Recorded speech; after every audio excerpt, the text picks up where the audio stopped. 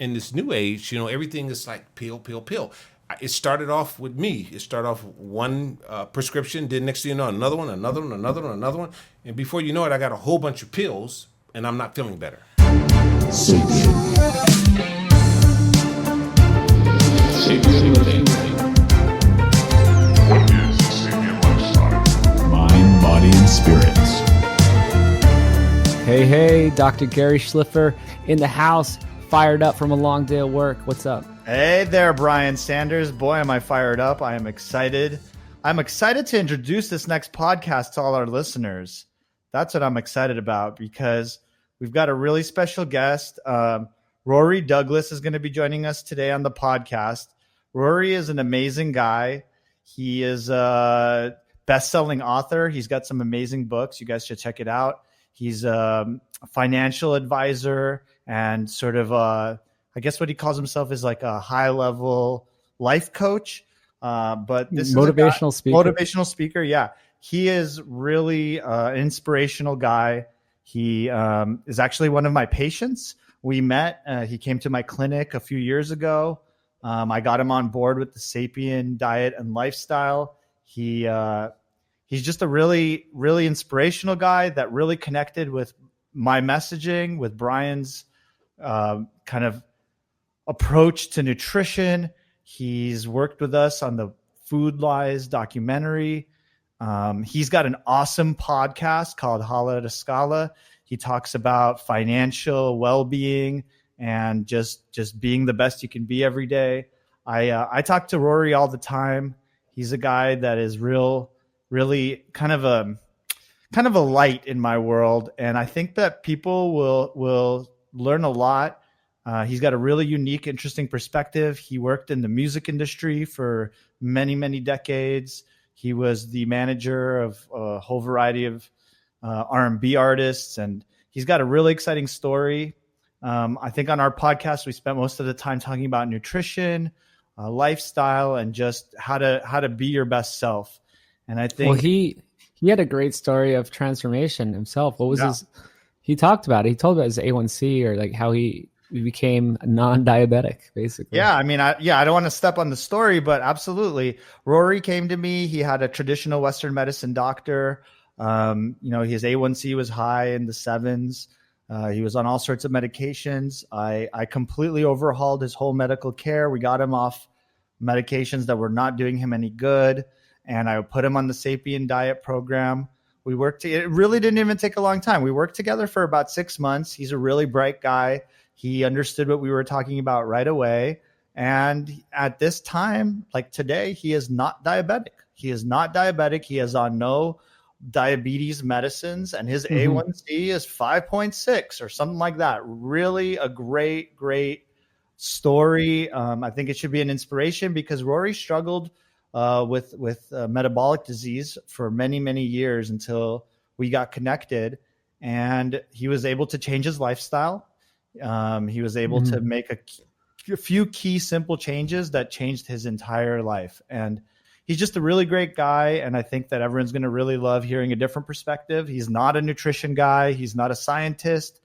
Again, he's a motivational guy. And he's learned a lot from us. We've learned a lot from him. And I think everyone's going to really learn a lot from this podcast. I love it. And if you want to book an appointment, that's Dr. Gary Schliffer at Evolve Healthcare. We have the SAPIEN program. You can find out about it at sapien.org. We have the grass-fed meat delivered to your door, nosetotail.org. Oh, man. And we're making that film, Food Lies and the Game Changers Debunked film. Yeah. And just to fill in with this, guys, nosetotail.org is amazing. Do not sleep on the beef bacon. I didn't even know beef had bacon, but that stuff is amazing. I got some short ribs cooking right now. I feel like I've said this on the intros before. It's because this is what I eat. I love it. The breakfast sausage is going to be cooked tomorrow. It's fantastic. Man, Brian, you did such an amazing job with Nose to Tail. It's literally changed my whole shopping. Like I don't buy meat anywhere else, and it's because of you, man. So keep doing your good work. Man. Yeah, you keep crushing, man, because that's what you're doing. Thanks, man. All right, well, let's get to the show. Let's do it. No more delay. Here's Rory Douglas. All right, we're back, everyone. Hey, Sapien love it. show. We got Rory Douglas here. Hello, thank you for coming in. Thank you. How you guys doing today? So good. Oh, I'm feeling great. I'm so happy to have you here, Rory. This is great. Yeah, well, so Rory's a motivational speaker, an author. What else do you do? Financial advisor. Awesome, Yes. awesome. And he's And- been under Gary's care. Yes. It's been over a year now, huh? It's a little over a year. A little over a year. He brought me back to life, so just want to make that clear. Yeah, when I met Rory, there's some stuff going on. We had some work to do, but that was right around the time when me and Brian really launched this whole SAPIEN diet clinically. So you were really one of my first patients to introduce this whole concept to, in professional Wow. manner. Okay. Yeah, I can remember. It was literally, we were talking about it and kind of working on it, and we had some paperwork, and I was really anxious because a lot of these recommendations I give you are not kosher or copacetic with a lot of major organizations. Exactly. So I was really anxious to bring it to patients. But I think we had such a good rapport, and we had worked on so many of these other medical things that you had going on, and we had so much success that I felt really excited to share it with you. Yes, yes. And it's funny because when I was at my current doctor, Yeah. and I wasn't feeling that well, so I wanted to give a second opinion. A colleague of mine said, just get a second opinion, see another doctor. Oh, that's how So I looked around to see what doctor I should actually go see within my community, and then I was thinking at first about my feet. So I came to see your mom. That's and so funny. And then your mom, she got my feet in order, and nothing was wrong with my feet. She Yeah. just she wanted to make sure my feet was okay Yeah. because of my sugar. Yeah. And she wanted to make sure I didn't have any problems. So she got that in order, and then she was talking about her son, how great her son was in terms of you of being a doctor. Yeah. And I said, okay, I want to see your son, and that's how it all began. I love it. I love it. For listeners and people that don't know, at Evolve, it's me. I'm an internal medicine physician. And then we have my mom, who's an MD DPM. She was a family doctor in Russia, and then she came to America, became a podiatrist. And me and her work really closely together. And it's been such a fun connection because your story has become like almost typical. Is people are doing okay. They need a podiatrist. Every diabetic patient needs to see a podiatrist regularly. They come in, they see her, and she sees their A1Cs like 8 or 9 or 10, and they're not real, their neuropathy's bad. And she's like, no, not okay, sends them to me, and we have these really great success stories. Right. So it's become like, just a blessing to be able to help patients and work with my mom. Exactly. It's so crazy. Exactly. It's such But a- what was really fulfilling for me is that I've always been conscious about my health. Yeah. But I didn't have the education. Yeah. And every time I went to a physician, it was always about basically medicine. And I'm an advocate reader. And I'm reading medicine doesn't really heal the problem. It doesn't correct it. It just prolongs it. So that was my biggest fear. So when I came to you, and you just start talking some language that really just touched me because this is what I've been searching for, this type of language. He's not trying to give me a pill. He's trying to give me a plan. I'm going to say that again. He's not trying to give me a pill. He was giving me a plan. I like it. And that right there, that's how it all grew love with it. me. So I really respect you and admire you for that. Thank you. Really do. Thank you. Yeah, I just remember we were working on, you had some other stuff going on with your heart, some other medicines, and we were kind of playing with it. And I wanted to ask you, so, doctors are pushing pills on you. Everyone sort of knows that. That's how we're trained. We're trained to give medicine. Had you ever received any real nutrition education, like from one of your endocrinologist, your primary care doctor? Has anyone ever sat down the way I did with you and been like, eat this, don't eat this. This is why. Like, had that ever happened? No, it didn't take place. I'll tell you, actually, I was the one that was going to previous physicians coming up with certain remedies that I've read that was good for the body, and they were the ones that was scaring the hell out of me. Do you come in with like printouts? You're Yeah. like, He's Yes. so well read and smart. That's He's great. got all the Yes, info. I It's come incredible. in and I'd say, hey, what I about hear this? about those patients. They Yes. come in with the studies. They're like, hey, what Right. about this? And I left out, it's going to kill you. So I'm like, wow, I was afraid, right? So I was searching, man. I was just like in the wilderness, just searching for an answer. And, you know, I took a lot of different things like herbs and things of that sort, but I didn't really have any type of education or any type of platform to go by. But when I came with you on food, when I came to you, it was funny because the first time we were sitting down in the room and I heard you talking to somebody about the magic pill. And I asked you, I said, what is the magic pill? And then you need to see this. You need to go there and see it. So I went home, and that same night, I actually went to, I believe it was Netflix, and saw it. And when I saw the magic pill, it literally just scared me to death. I had to empty all of my cupboards right away. I said, I'm killing myself. It's a powerful movie. So we brought it up. This has to be the third or fourth time it came up on this podcast. But Chef Pete Evans made this movie, The Magic Pill, and it's just... It follows doctors doing what essentially I'm doing now in Evolve Healthcare in other countries. I think it's South Africa, if I'm not mistaken. No, Australia. Australia.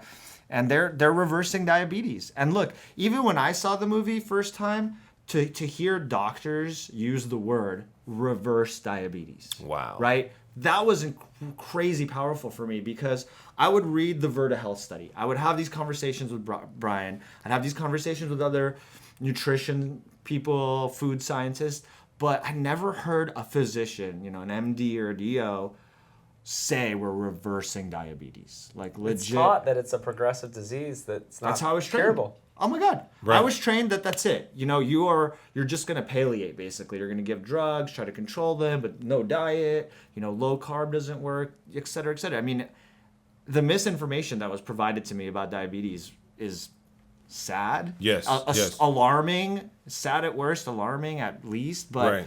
I mean, so for me, it was a powerful movie. I can't imagine what it's like for someone who's really looking for an answer to their food questions, right? And I've learned also too that wherever there's disease, there's disease. Disease, yeah. Where there's Disease, disease, oh. there's disease. That's a good one. When you get the right things in your body, you get your mind right, and you start doing things right, then you start to heal internally. Yeah. And that's something I've learned from you. Yeah. And the results, I got the results. I started to feel better. I started to look better. I started to my numbers did the talking. So I'm a firm believer now that and I'm just pretty much starting off, but I'm really a firm believer about pushing forward with that. And not only doing that, spreading the information, because in the African American community, I mean, it's the numbers are just dismal. I mean, so And it's so really much about of it is education. processed sugar. Yes. So much of it is Education. processed sugar, not understanding what it is that they're putting in their mouths. Exactly. And it's African American. It's a lot of communities, but Yes. that's a tough one I think to break through. Yeah, because from like in my education. family tree, father had diabetes, heart problems. Grandfather had diabetes, heart problems. Mother was diagnosed with the same thing. So it's like a generational. It's like a generational curse. It's a curse. Oh my God. So What a good word, yeah. when the education comes in, and people know better, they do better. But the education is not there. That's why I'm so happy that you're spreading this information, this knowledge to people. It's important. And also, if I may, you had a dramatic effect rapidly. Like you were able to take what I said, apply it pretty rapidly, and we saw that A1C drop. Yes. Talk about A1C for a second. So not everyone listening knows what A1C, and right. most people in America statistically have problems with their With A1C, sugar. with their blood sugar. Right. And Brian is exactly right. I didn't know what A1C was. And you were diabetic for years, Yes, seeing doctors, right? Being seeing doctors. I didn't know what that So was. A1C is a way we physicians look at your sugar levels over the course of 3 months. It actually looks at glycosylated hemoglobin, which is a fancy word, but it just means how much sugar is sort of attached to your red blood cells. And we look at that, and that gives us an estimation of your average blood sugar over the course of something on the order of 3 months, which is about how long a red blood cell lives. So it's not a perfect test, meaning that we can have problems like if you have anemia or if you're somehow bleeding and losing red blood cells or something, it's not as accurate. But when taking an A1C along with a fasting blood glucose, which is our gold standard of measure before we had an A1C, that's what we used. You use those together, and that's how we diagnose diabetes. Diabetes is diagnosed after an A1C of 6.5. 5.9 is free. 5.7. Or you want to be below 5.7, yeah. Something like that. So the goal once you're diabetic is to keep your A1C below 7. which to me, that's like the formal goal. To me, that's silly because when your A1C is above 6.5, you're still having hyperglycemia. You're still getting poison to your nerves, poison to your arms, poison to your veins, poison to your whole body. So I actually try to drive people's A1C down below 6 is my goal. You're considered pre-diabetic at 5.7. So we know that 5.7 and above is already too much sugar. Right. So when we met, I believe you were right around like 9, 10 range. Yeah, I was close to 10. And it was funny because I was close to 10 and I was following a quote unquote a diet. Yeah, no, you were on it. Yeah. Oh, you were on it. When I asked you, you're like, oh, I'm fine. And he described the American standard low-fat diet. Exactly. Oh, no. And we went through it. I remember Yeah. we talked about what's breakfast look Exactly. like, what's lunch, and it's like sugar. Exactly. Sugar. Right. Holy And every crap. time I was telling what it looks like and he was just going back like, I was like, I think I'm doing what's right. Because you're putting in so much effort, right? Right. Like you're it's not like someone who's out there eating shit and Right. not taking their meds. You were following recommendations. You Right. were under the care of multiple physicians. Right. But when I followed your plan, what I saw was that the craving for sugar pretty much it just started to evaporate. Then I wasn't as hungry. I started to drop weight. All these things just started to Just fall in making Brian place. so excited. And man, I was like moonwalking, man. I was like on cloud 9. I was feeling good. I mean, actually, I got a little arrogant. I was like really doing a lot of stuff. Like, calm down a little. People telling me to calm down. But Because the you got bottom more line- energy, Yeah, huh? it gave me more energy. And I think that, that's one of the most important things in life. When you can take someone who has, no matter whatever that challenge may be in terms of if it's diabetes or whatever, heart complications, and then you help that individual how to have a good standard of life again.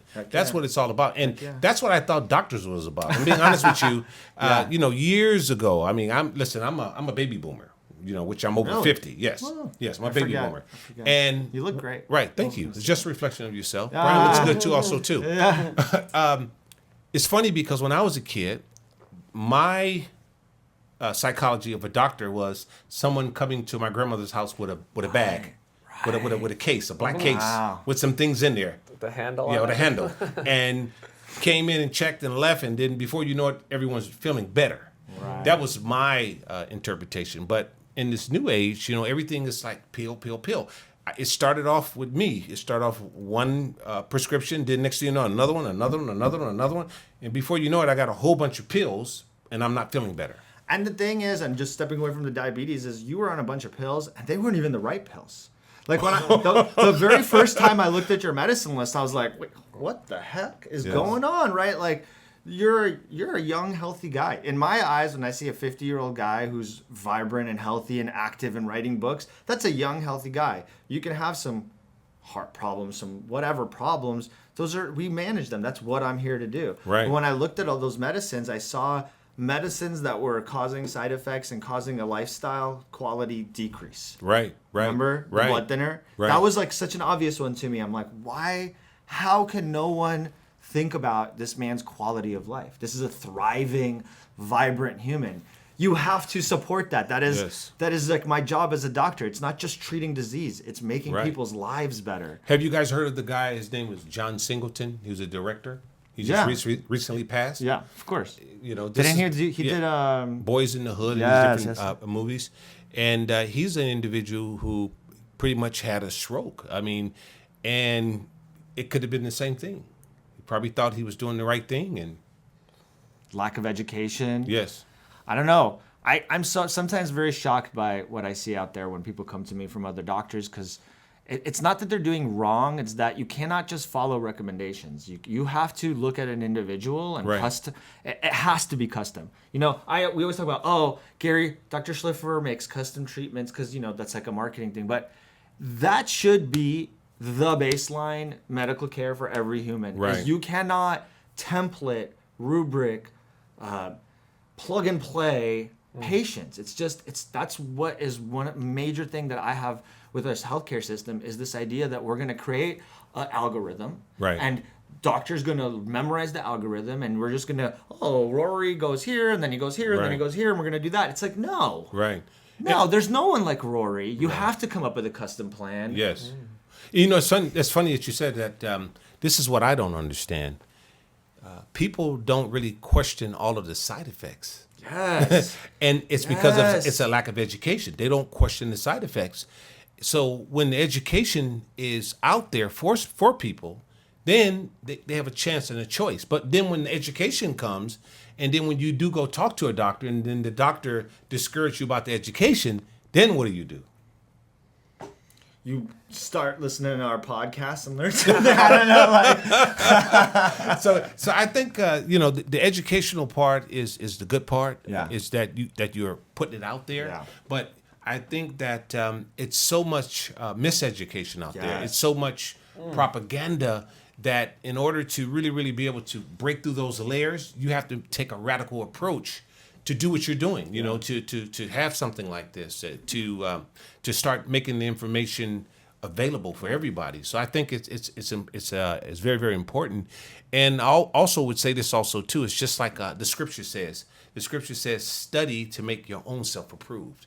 So it's important for people to have some responsibility. You have to Yes. study. man, you have to you're learn. just like nailing so much stuff here. Well, It's- listen to this. So this is my whole problem. Is I don't think it's a problem of people's willpower, like you said. It's people are trying to do the right thing. They have the wrong information. And then again, if you're trying to tell people to do their own research, the main problem is there's conflicting information out there on all sides. So people don't even know where to start. So I've had friends and family. They say, "Oh, I want to get healthy," but I go online and every single website I go to is opposite. Exactly, Right? And so they're exactly. like, I don't even know where to start. Right, Right? right. So then that's hopefully my service is to help guide people. Right. So I've spent years just looking at all the sides trying to figure out just how do I direct someone at least or give them some foundational knowledge. And then, yes, they can study this on their own and figure it out for themselves because I don't want anyone to just blindly do what I say. Exactly. You have to find out what works for you. But the problem is, just from the start, is we got to get them into that right direction. Exactly. And I would say this also too, Brian, that people by nature are visual first. And I think a lot of times we're giving information versus examples. So when you give examples, that's what people follow. Yeah. When you give examples. Like I give you an example. A lot of my colleagues, they notice a change in me. So they're asking me about him. So it's really not the size of the kitchen, it's the cook.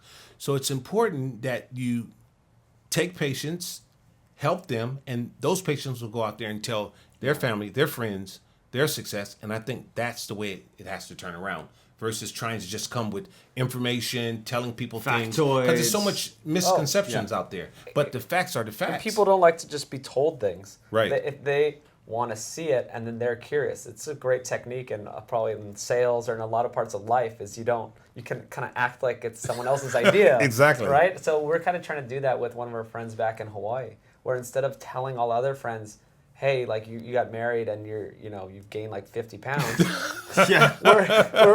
we're working with one guy, and he's losing weight, he's feeling amazing, and then they're starting to ask him, wait, so what's going on? There it is. Yeah. That's it. It's all about, it's the facts. It's evidence. You see it and then people want it. I think that's why I say I love what the doctor's doing, because the regimen he gave me, he told me, he says, look, let's do this and let's try it and go to work on it. So I did exactly what he told me. I got the results. And by me getting the results, you start testifying, you start telling people what happened. And then before you know it, well, who's that doctor? Who's that person? And that's what it's about. But if I may add, people are very resistant to new information and essentially a changing of dogma when it comes to nutrition. So if I can, and I tell the story a lot, but it happened, my mind was blown when this happened, but I saw it coming. Remember the cardiologist? Right. That was so disappointing, but I also saw it coming, and it's happened multiple times now. So what happened is we got Rory on a low carbohydrate, high protein, high fat diet. We got him fasting. We got him Intermediate fasting. Intermittent fasting. Right. We got him eating animal products and lots of healthy vegetables. And we cut out carbs almost completely because you don't need them and it's silly. Mm-hmm. And I knew that his cardiologist was going to get pissed. So I primed you, right? We had the conversation. Right. I was like, I was armed already. He's not going to be. But I'm like, but look, your A1C dropped 3.5 points. You feel like $1 million. I went ahead and changed some of the heart medicine so that your life would be better and like easier day to day. And what did he say? You went to him, And he said, "Oh, great, everything looks good, but you should still find a new primary care doctor because I don't agree with those food recommendations." Is that right? That's exactly what he Like, said. But the funny part what? about it is that when I went to see him, he was unaware that I saw you. Right. So when they took my blood and he called me, he was like, "Whatever you're doing, keep doing it." Oh, my God. So before. No, that's when I dropped the bomb. I told him. That makes the story better. Yeah, that's when I dropped the bomb and told him and said, "Hey, actually," and that was it. And he was like, it just got messy. It got really messy. It's hard to change people's mind. Like, it is hard. Once you are, you're a guy who's looking for new information. Like, that is clearly your passion. Your books, which I'd love to bring up some of your work, but your books are about the future and thinking about how things change and adapting and constantly being in a state of flux and adjusting. That's not healthcare. Right. And so many of colleagues, and I don't blame them because it's a weird, powerful culture in medicine, but they're just unwilling to accept that there's new information out there. Right. Or there's old information out there that was misinterpreted. Right. Or they were just purely fed a bunch of baloney. And sorry that there's a lot of baloney in med school. There is. Right. And it just keeps happening. It keeps happening. You know So what? many doctors. But the thing is, I'm coming to peace with this because this is how the world works. So I'm started this book called The Structure of Scientific Revolution. Okay. It's like a 50-year-old book by Thomas Kuhn, who coined the term paradigm shift. Oh, I heard it. Right? Okay, Yeah. right. So this is how paradigm shifts work. The problem is people don't want to change. They're entrenched in their beliefs. It's hurting them. It's like going to ruin their career. Everything about it goes against what they've learned for their whole life. So it's very obvious that they're not just going to be like, "Oh my God, you ate bacon and eggs and you're healthier? Great, I'm going to change everything I've ever known." They're not going to do that. This is just the nature of how things have to change. Yeah. Right? And there's always the people at the tip of the spear figuring it out before everyone, and then eventually people catch up. So now I'm more at peace with this. It's just going to take some time, and we can't expect everyone to jump on board. Right. I agree with you, Brian, because I'm a firm believer that if you want to be successful at anything, you have to go the opposite way of the crowd. Yeah. So when you're doing something and you're going to make an impact, you have to expect a little opposition, but you just have to tread uphill. Just got to accept it. I think I struggle with that. I think that, in my training, there's just so much fear that was kind of programmed into me and into my colleagues, and it's paralyzing. And so the idea that I'm going to go against the grain, or I'm going to make a recommendation and have doctors upset or angry and disagree, it's horrifying. It's frankly horrifying because there's all this you're going to lose your license and this and that, and it's not a system set up to help people change and grow and move the dial forward. It's a system set up to propagate old ideas. And it's funny because I think that, Dr. G, I think that runs in all aspects in life. I'll give you an example. I'm a financial educator, right? Yeah. So I tell everybody this. I call it 40-40-40. The average person works 40 hours a week. They work for 40 years, and then they try to retire for 40% of the income. But I can tell that same person, listen, this is the end game. You're 60% short. I'm telling you 40 years earlier. You're not listening to me. But eventually you're going to get to that age, and then you're going to suffer the consequences. It's the same thing. Interesting. It's the same thing you guys are doing. So You're telling people certain things, predicting the future, right? essentially. They're not really listening, right? Yep. And eventually they get down to where they get sick, and then things happen, right? But you're telling them. Yeah. So I think that you only can save people who are willing on being saved. So Rory, you do a lot of speaking. You mentioned to me that you speak to a lot of young people and then people in their middle age, right? I speak to young people specifically about college planning and setting them up for the future. And then I speak to baby boomers and retirees about how to retire comfortably financially. Do you talk to? That's two very interesting groups, by the way. How do you see a paradigm shifting concept like this translating to baby boomers? Because my experience with baby boomers is very, very difficult to get them to even hear what I'm saying. And then the college crowd, they're coming into my clinic and they already know what I'm saying, and they're just trying to figure out they get it, and they're just trying to figure out how did all this plant-based, vegan, low-fat, how does that kind of play into this keto, animal-based protein approach that I'm suggesting. So Right. it's almost like they have the education, but they're confused by all the information. And then the baby boomers are not even trying to hear it. They're like, they've lived this life of, As I was saying, it's when it comes down to the millennials. It's funny that you talked about the baby boomers and the millennials. Yeah. And I think I can give you some information on that. Okay. Sure. I deal with a lot of millennials, and then I deal with baby boomers. The millennials have no money but a lot of information. Right. Right. The baby boomers have a lot of money but no information. Interesting. And the reason the disconnect is between the millennials and the baby boomers is simply because the millennials are moving fast. And then the baby boomers are moving really, really slow. Mm-hmm. So I think that the baby boomers will catch on to the millennials if the millennials learn how to be a little more patient with the baby boomers. See, it's one of those things where you come home, right? Mm-hmm. And you've been doing something all your life. So you come in the house and now you become this rebel, right? You shouldn't be doing that. You shouldn't be doing that. And then mom or dad is like, are you crazy? So it's a disconnect. It's a disconnect. So I think the way you correct that is, and this is what I do in the finance world, I bring the millennials and the baby boomers together, give them the information, and that's how it connects. That is, It's interesting. I'm taking that. Gotta I'm taking meet in that to middle, the bank right? right It's there. like meeting in the middle is. Yes. I've been trying to figure out because I have these couples or families that come in, and it's like always the millennial kid is like, yeah, I get it, doc, but like rolling their eyes at mom or dad, and mom and dad are like, huh, what? You said I shouldn't eat oranges every morning, like, Right. And I never thought of like that way that I can use the millennial Right. to educate them, like, hey, slow down and take the time to educate your parents. Exactly, because it's two realities. So how does that translate into in health? So do what you're doing in the financial world and give us some advice on how to bring that into the health world.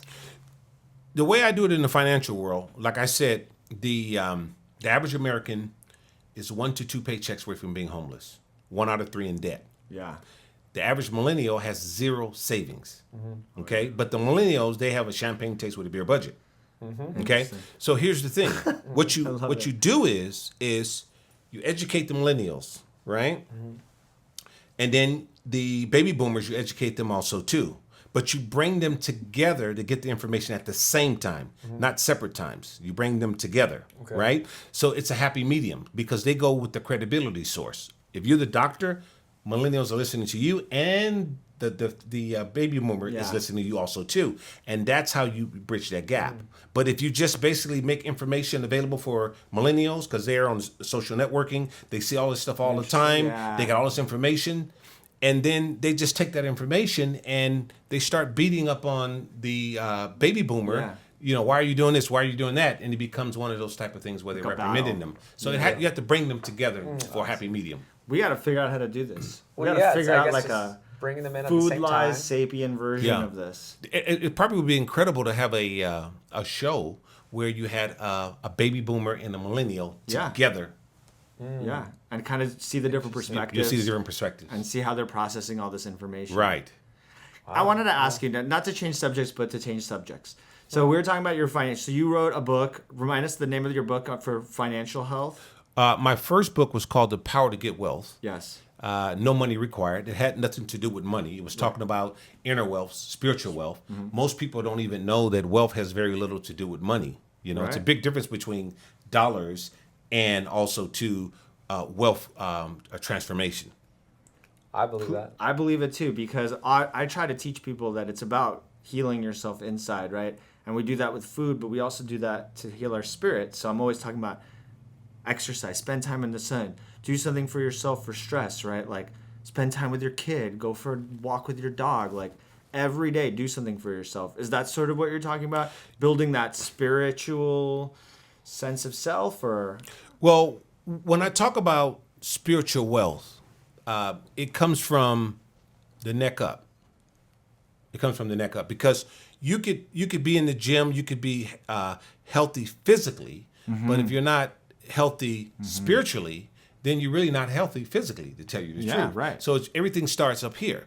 So when you get information that helps you spiritually, it actually helps you physically. So it's really about understanding the difference between wealth and what we perceive as wealth today. People think wealth is a big house or a lavish car or a bunch of money. That's not really wealth. Those are things. True wealth is that when you're whole, you're healthy, you're vibrant, you know who you are, you know whose you are, and you can pass that information on for a lifetime and not a You lifetime. know whose you are. I like Right. that. Yeah. Yeah. Your people. Right. Exactly. Your sense of identity. Exactly. And it's wealthy because what it does is it's transformation. You give it to the next person, the next person, the next person. But if you're just focusing on dollars, and that's what most people are doing, that's the reason why today in America, 85% of Americans are dissatisfied with their job. 85%. Doctors dissatisfied with their job. yeah. Lawyers dissatisfied with their job. Simply because it's not really healthy thinking. So Right. when you They're develop just healthy doing thinking, it to yes. get paid. Exactly. To have a job. To have a job, which I call a jail operating as a business. I mean, We're recording it, so I'm going to write all this stuff down, but I love it. Yeah. I'm stealing all of this stuff.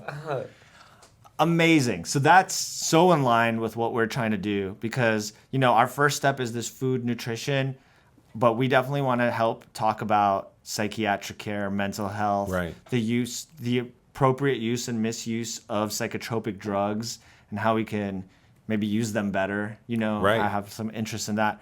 But I also wanted to ask you about your next book, The Artificial Intelligence. Artificial Intelligence, that book, I love that book because Tell me. I did take a stab at nutrition in that book also Yeah, too. yeah. And that's where I came up with the phrase, wherever there's disease, there's disease. And if you get that book, you'll see that. Yeah. And I'm a big stickler. I don't know what you guys think about, being alkaline to make sure that I'm, because I from my study, I know that disease cannot survive in an alkaline environment.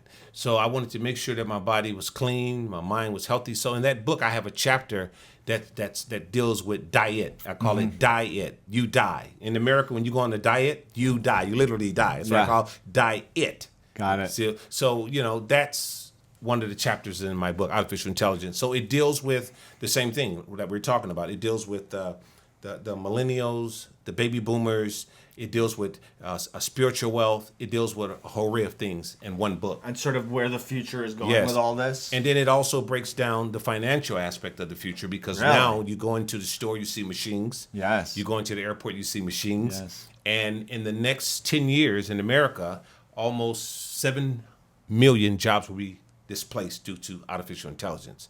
It's here to stay. And we were talking in terms of self-driving cars, Yes, trucks, coming. and we have to be prepared when it comes down to So where do you AI. see that going? Because there's this really interesting young guy, Andrew Yang.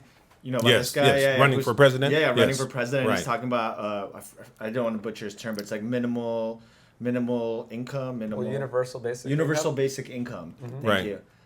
Is that sort of where you see it going, or do you think that new jobs will be generated, as jobs will be lost? Because other people are position is that we're going to lose jobs, but we're also going to make new creative jobs, and there'll be new jobs to replace those jobs, and there won't be all these lemmings around, which is Yes. sort of what that. Right. Yeah. But the reason I phrase the term a job standing for jail operating as a business, the reason being is because the job market is about to be displaced. It's really about information now, which means even in your field, in medical, I mean, a doctor doesn't have to fly to New York or Boston to perform a surgery. He can sit right in the office and people do the surgery. It's AI, right? Yeah. So what I see now that's happening today in the marketplace is that your local malls, they'll be closed.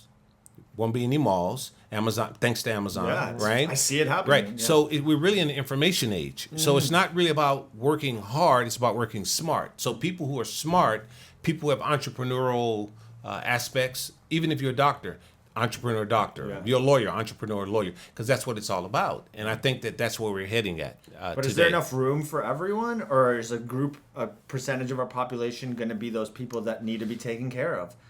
You know what I mean? Like, You know, it's funny because I don't know if you guys ever heard of a regenification. Regentrification. Right, yes, regenification.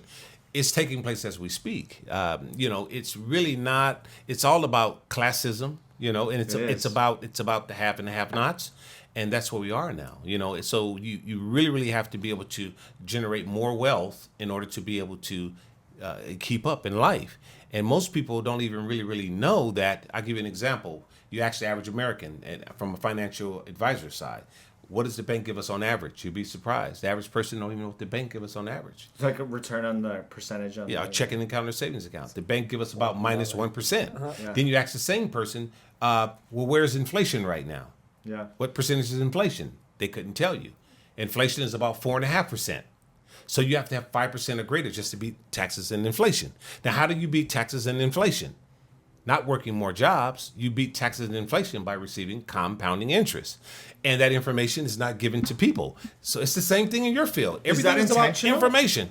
Is it a misinformation? Is it a dilution? Is it intentional? Because this is like a question go there? Well, because it's a question we ask about nutrition. Go there, it's intentional.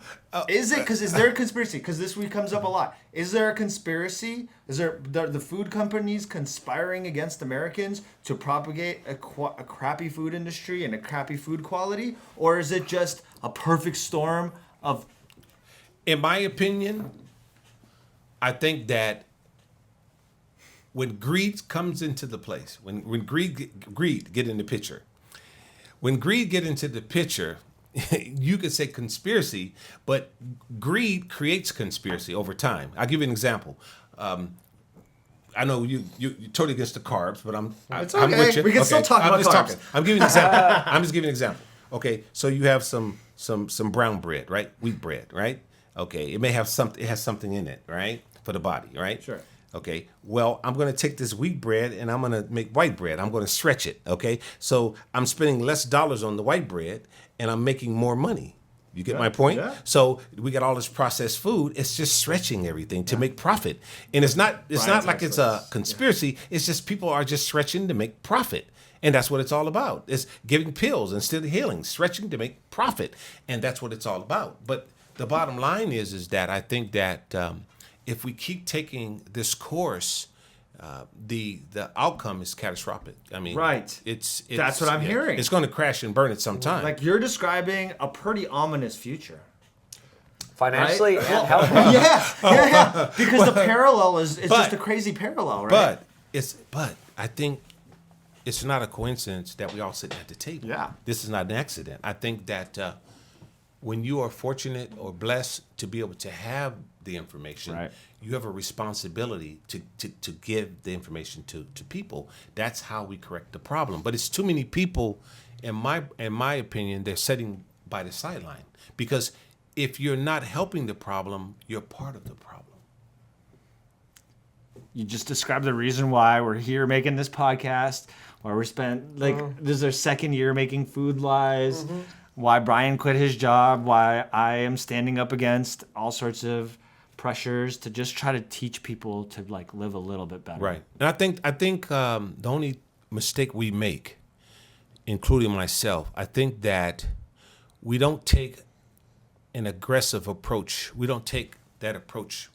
We have to be more aggressive with our approach. You think so? Yes, we have to be far, because if we don't, look, your future kids, your future generations that's coming up, someone has to be that trailblazer to push the information forward to help the next generation, because if not, we're doomed. Because like I said to you guys, we're not even talking about health. I'm talking about in my world. Yeah. Millennials have zero savings when interest rates are going up, cost of living is going up.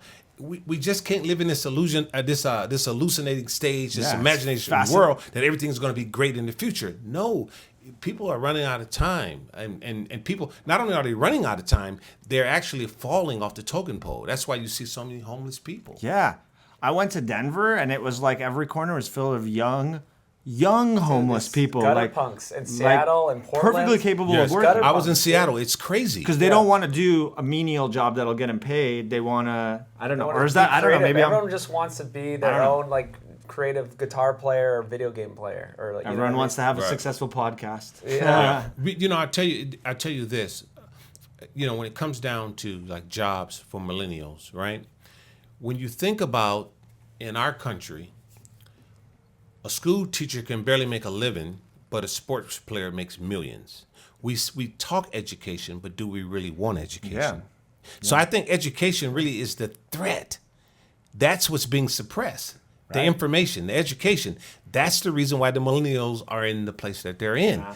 That's why we have to go out here and really, really get the information and convey the information to millennials. We have to help them. And, we could say that the millennials are bad, but really, to tell you the truth, in my opinion, it's just like a tree, Dr. G. If you don't like the fruit that a tree bears, you can't get mad at the fruit. You got to get mad at the root. Yeah. So if the millennials are bad, that means that the America's bad. If the millennials are bad. Yeah. So it's a disservice to the millennials. So I think that when you think about it, in our country, and these are some statistics that I've read, the average minority per se makes at least $13,000 a year. Well, they say it costs over $70,000 a year to house one prisoner. Right. So how many times does 13 go into 70,000? Yeah. So instead of building more jails and prisons, why don't we put more money in education and information? We could do it. But the bottom line is, once again, it comes down to that greed, where it's not really about classism, sexism. It's really about the greed. We've come to the point where we're just like a materialistic world. And then the social networking don't really help it, because young people today, when you ask them what they want to be, they're going to be their idol, what they see. So we have to have people that are educated to come give them something new to look at, a whole different eyesight. I worry that the age of information, it's all out there. And the way they actually control I don't know who they are, but the way it all works is that there's so much information, it's like a pollution. It's sort of how I perceive a lot of the politics that I hear on TV. I'm like, I can't make heads or tails of it. That's what they want. Like, they want to pollute me with so much information, so many opinions, 8 channels with 4 different opinions. Everyone sounds good, but they're all saying something different. And so you don't have the background education to decipher the code, and so you end up like, I don't know. Yeah. And I feel like that's how I feel oftentimes in the world of finance. Right. Because I'm just trying to figure it out as a young doctor, and I'm just like polluted with all these percentages, and you can do this and you can do that and you should do this, and you're like, no one ever taught me to. And it's funny that you're saying that, because it's because sitting here and you guys are talking about all of the challenges in the medical field, and I'm seeing the challenges in the financial field. It's the same paradigm. It's the same paradigm. But here's the thing. I'll tell you, social networking, everything. Nothing is more powerful than word of mouth. Yes. That's why we have to get out here and teach people individually. Yeah. You think that people are looking at things on a smartphone. It's a lot of information, but it's not that many people really, really reaching and touching and teaching. That's how we get over the hump. It's about teaching. Do you think with your you do your speeches, your talks, do you feel like you really could connect and affect people's lives? Definitely. Not only do I do my speeches and talks, I have financial literacy workshops. And the financial literacy workshops is more powerful than the talks. And that's the problem. A lot of people are talking. However, are you teaching, and are you empowering people to pursue their purpose? How big are your workshops? The workshops normally are about 13 or 14 people in the room. Small group. And actually go textbook and teach them simple concepts so they can have those things. And that's how people free themselves. You give them information, you give them the tools to become successful, and they go out there and they do it. But when you are giving people commercials and you're giving people information, but you're not giving education.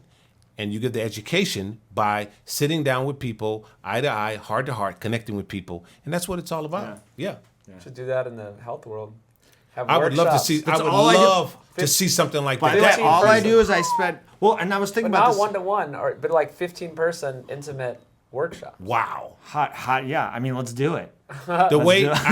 Listen, I think that concept would really, really be hot, because when you start talking about medicine, like from my standpoint, when I was taking certain pills, I'm sitting there looking at the pill, and I read the side effects, and I'm scared to death. Yeah. Should I take this thing?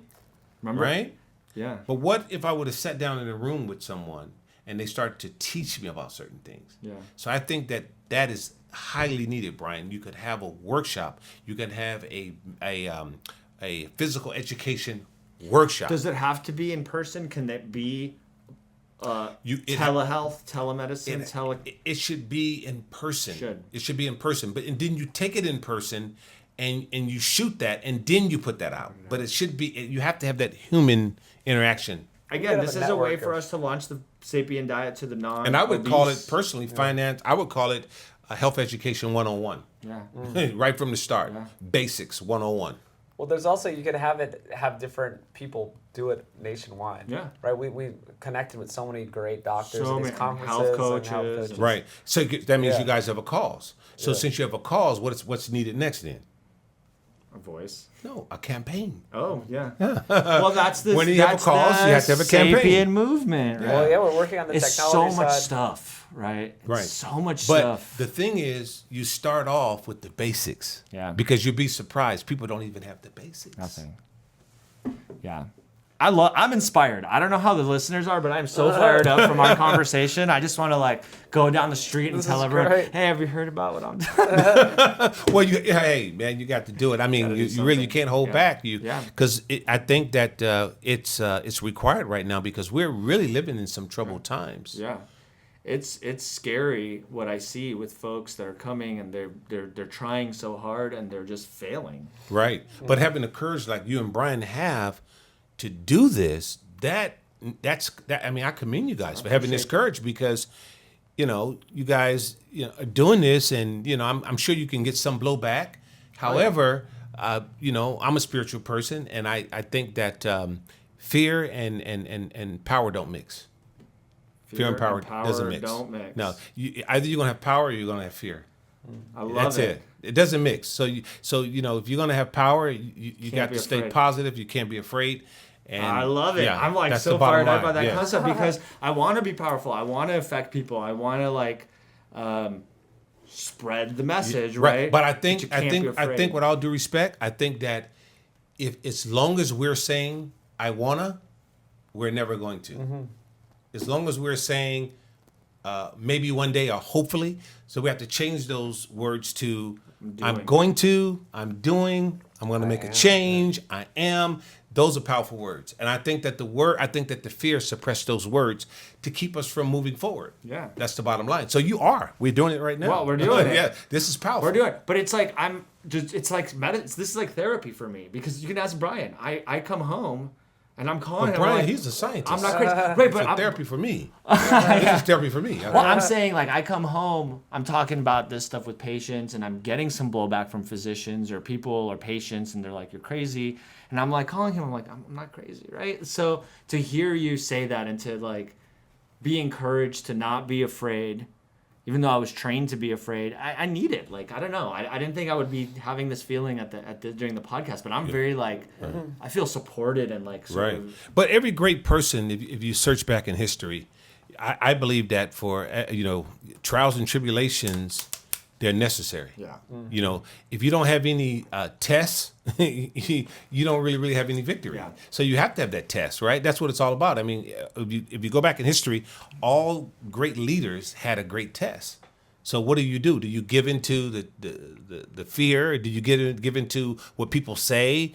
And then that's what's happening now. People are so overcome with fear that they are afraid to speak up. And why are they afraid to speak up? Because of finance, money. It's so sad. It is. It does. Because they're afraid you're going to speak up and they're going to attack you in your pocketbook. You're going to lose your ability to sustain yourself, right? And that's a real fear for all of my colleagues. Right. Well, I got news for you. I think that a natural, holistic doctor can make more money than a doctor today. Actually, You might be right. Yeah, you might be right. Functional medicine, root cause, someone actually, A lot of words. spending time with patients. I think there's, Well, I'm so excited. Okay, yes, we should wrap this up. But I love the part where you talk about the generational part because Yes. that's really important to us, and the film is kind of edging in that direction of my parents had health problems. The woman Adele, who's in the film, her parents had health problems. So we want to figure out what to not have fall to the same fate, right? And it's about this generational knowledge, like how do we reach the younger generations so that they aren't just these millennial people who, you know, just want to rebel and don't want to listen to their elders. How do we reach them? That's important for me. So We'll keep talking about it. We're going to keep working with you. I would love to. And the way we reach them is by doing what we're doing now because, you know, it's all about care. Mm-hmm. And I think that's what the millennials are lacking. They're lacking people that are speaking from their heart and telling the truth. And millennials, they're, to me, are some of the most powerful people because they're fearless. Yes. And they're being pretty much told by people with a lot of fear in them, trying to put it on them, and they're rebelling. That's what it's all about. Yeah. That's what we're seeing. It's crazy. all right, well I like it. Let's change the world here. All right, let's do it. Let's do it. Thanks, All right. Rory. You're welcome. Thank All you. right. Ah, my man. Okay. Thank you so much. All right. Ooh, good stuff.